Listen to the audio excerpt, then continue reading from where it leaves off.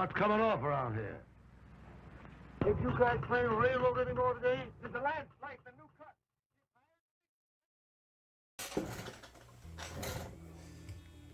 Okay, well, I have the framework on the roof completed, and now I'm thinking about that I want to have the roof be removable. And so I did get some material that I can use for the roof.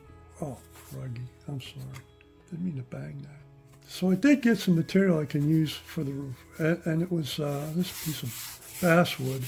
I've got actually two of them, but there's probably enough here for one, so that I can make that into a roof. But then I got to thinking, well, I want it removable, and even if I have two pieces for the roof to be extremely well fitted and setting on that roof correctly,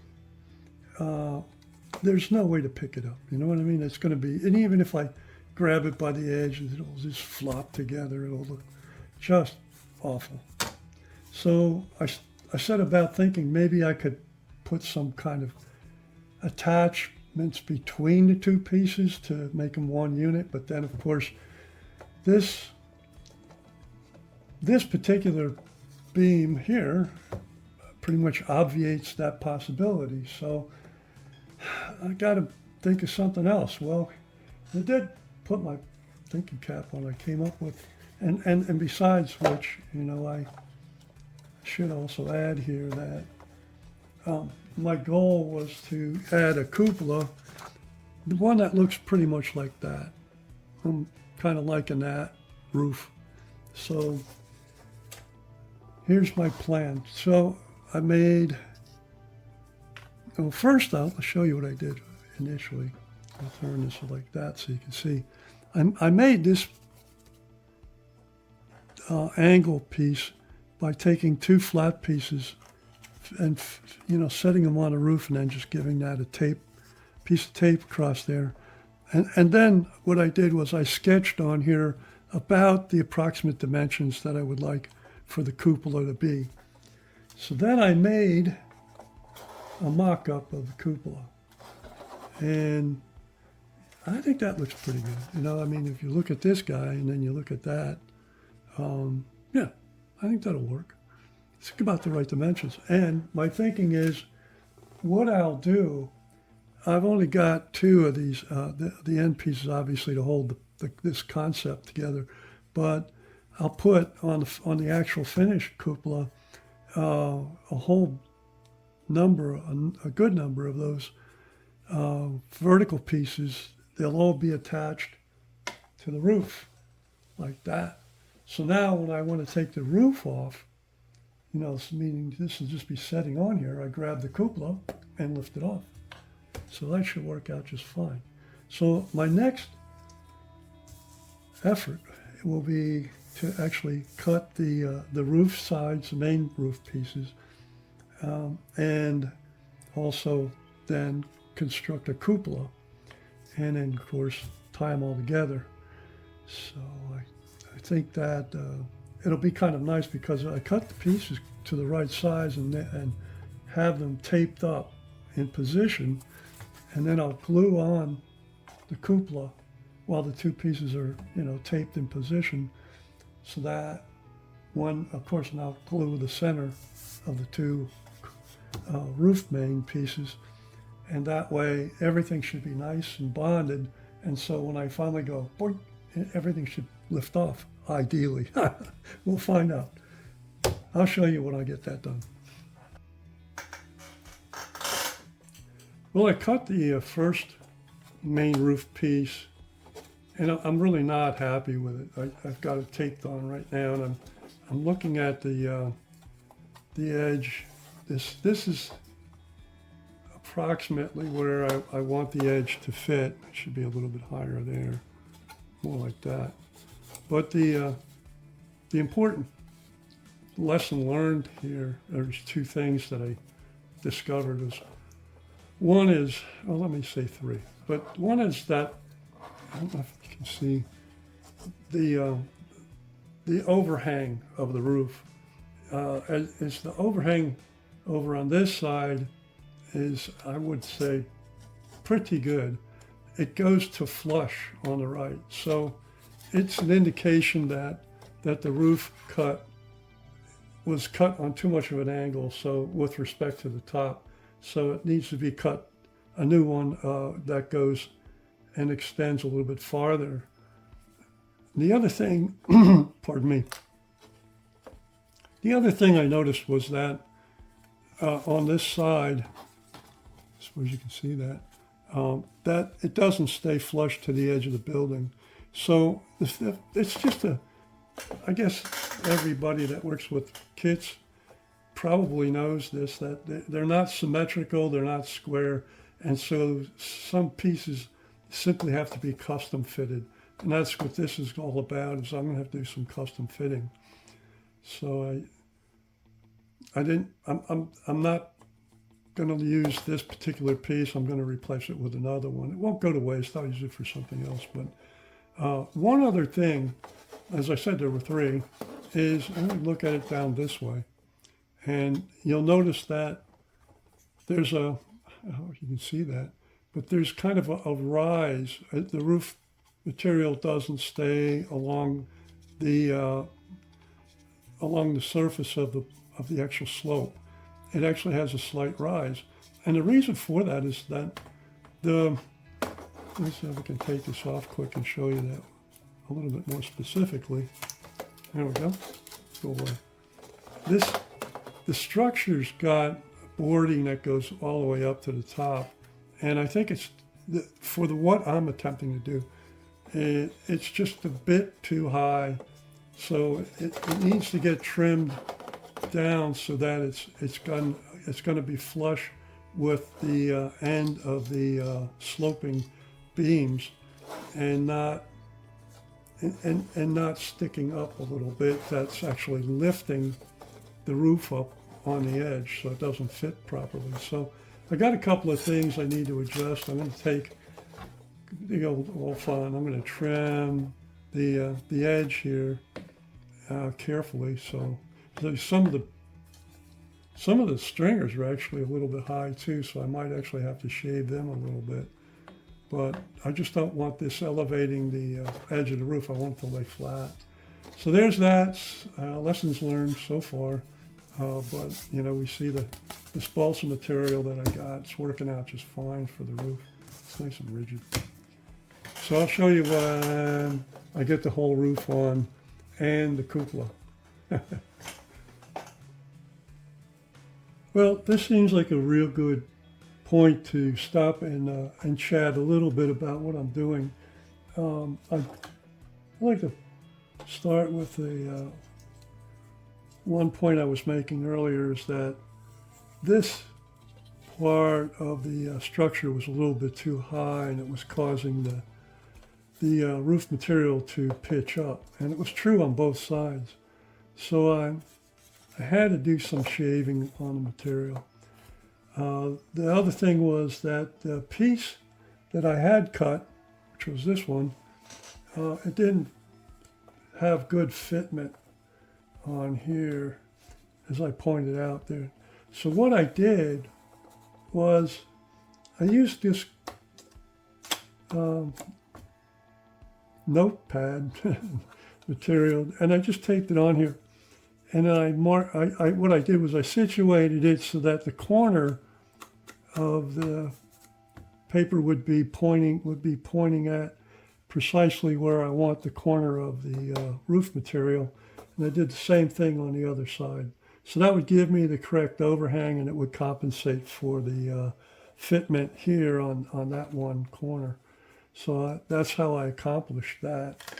And the next thing I did then, using that template, was to cut out two new roof materials.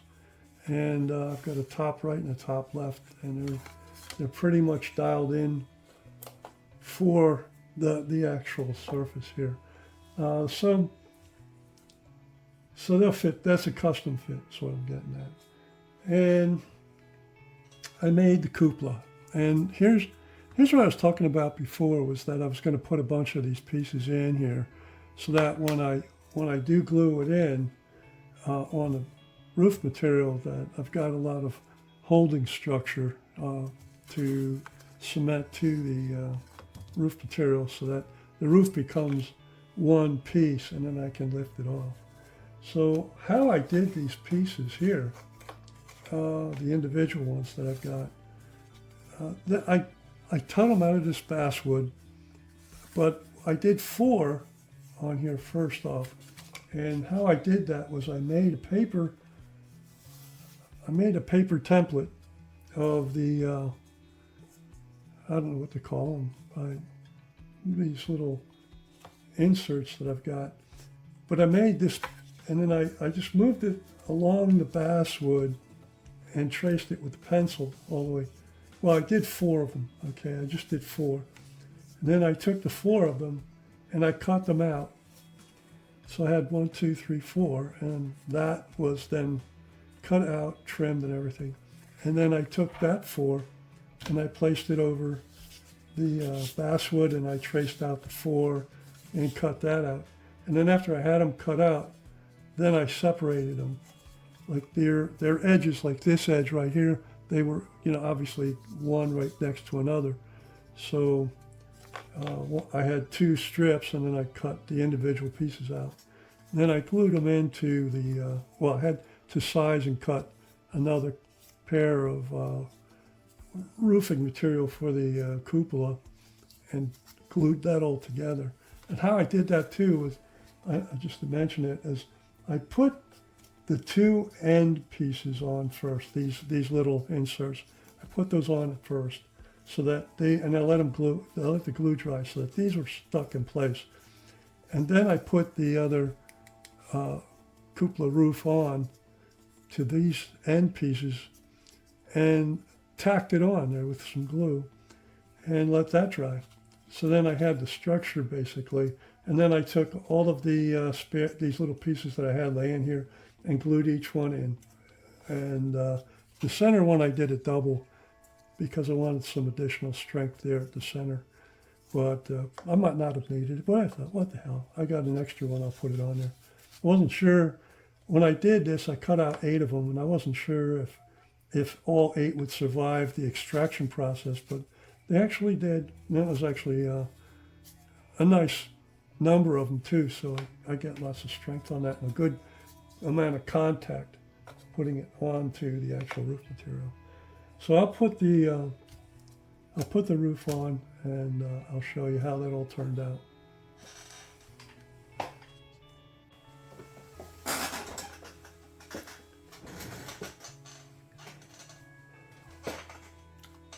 Well, I've got the cupola attached, and what I did when I attached the cupola was, I taped down the main roof sections to keep them as conforming to the roof, the understructure as possible. And then what I did was, when I placed the cupola on here with the glue, pardon me, I placed this over the top of it I had a box like this, and then I put some lead weights. I put lead weights on top of that to compress everything so that when the glue dried, it would dry hard on the roof surface in a position that I want it to be in. So hopefully that's going to be successful. So let me go ahead and remove the tape and let's all see how that turned out.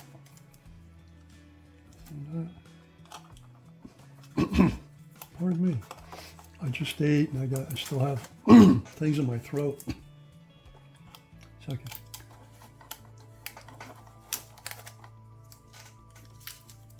That. So far, looks pretty good.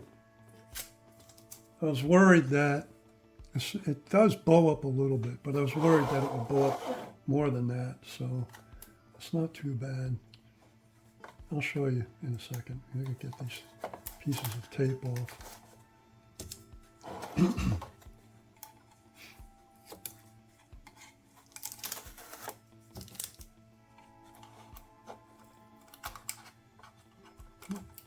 Well, there we go. Oh dear. That's not looking good. Now, there is some element missing here. Is the, I gotta stop the hobby shop, but I need some half round tubing, small diameter tubing to place along the crest of the roof. And I'll put also some along the top of the cupola roof. But, point, look at that. That's what I was after, a removable roof. I just would like it to be, I don't know if you can see this, but there's still kind of a lot of, lift on that. I may not be able to solve that. I'm not sure what might be able to solve it, but I'll be thinking about that in the next little bit. But this is a success as far as I can see. That was the goal. And the cupola looks nice with the vents to allow exhaust fumes to escape the building. And I got to run to the hobby shop to get the half rounds, and I'll put those on. But I think this is about a wrap on the roof. The thing I might add at this point is that the roof surface, I'm planning on using a rolled roofing type material with seams that go this way, and the same thing, although the roofing will go this way on the cupola. And of course, there's some small gaps where the cupola attaches that when I put the roll roofing on there, I'm going to put tar. I'll make some tar and put it on to cover the edges so it looks like, the roofing is sealed against the cupola. So that's a wrap, and I'll move on to getting the rest of the material, and I'll finish up the roofing video.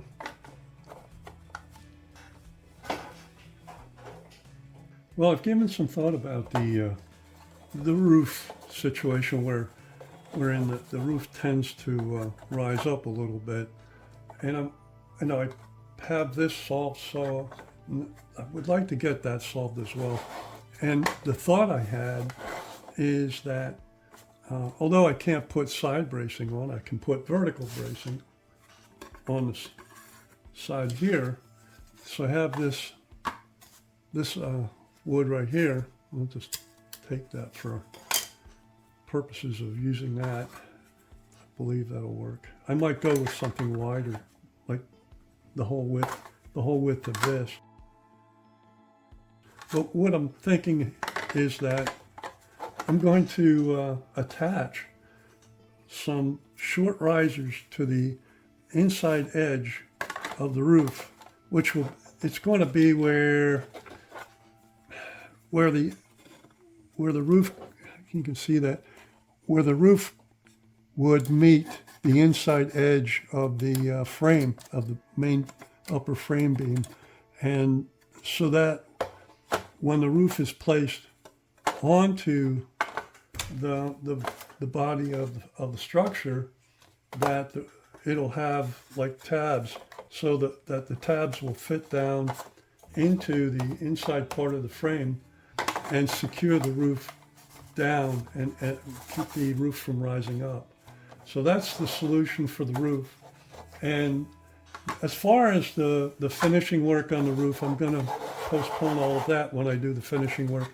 The whole structure has to get repainted, and so when I get to that point, that's all exterior work. And then there's a lot of interior work which follows that, which is as I alluded to earlier, there's going to be a machine shop inside of this guy, and there'll be some tools and items in here. And by the way, I can't show it to you, but I bought a large sheet of, what's it called, fiberboard at the art store. And the fiberboard is rigid enough where it'll make a suitable base for this model. And it's got about the thickness of this bass board, and it's nice material. I think it'll easily cut, and I can size it so that it will go around the model and allow me to have a complete model at the end of my efforts. That'll I can place it onto the railroad up there. So the next thing I want to do in this next video will be about making this extension to the building and attaching it. And that effort will also require me to cut out the fiberboard for the base of the whole thing. So we'll see how that all turns out. And so thank you for watching. I appreciate any comments that anyone might make. Tell me where I'm going wrong, or, let me know if I did something right. It's always good to know. And that's that for now. Till the next episode. I just heard that Dan Thorne, superintendent of the Lehigh Terminal Railroad, is out in the yard, and he's having a discussion with one of the engineers. Let's listen in. Dan, I forgot to put a like in for this video. Why, Tom, you ain't done for anything like that in 20 years. Gee, Dan, I just forgot. It won't happen again. Don't you let me see you around these yards? Go on, go on. Dan, he's going to forget the light again. He's done it before. He knows better than that. Why, I'd have to rule him off the road. Wow. Geez, I hope Tom never makes that mistake again. He's a valued engineer on the Terminal Railroad. It would be a shame to lose him.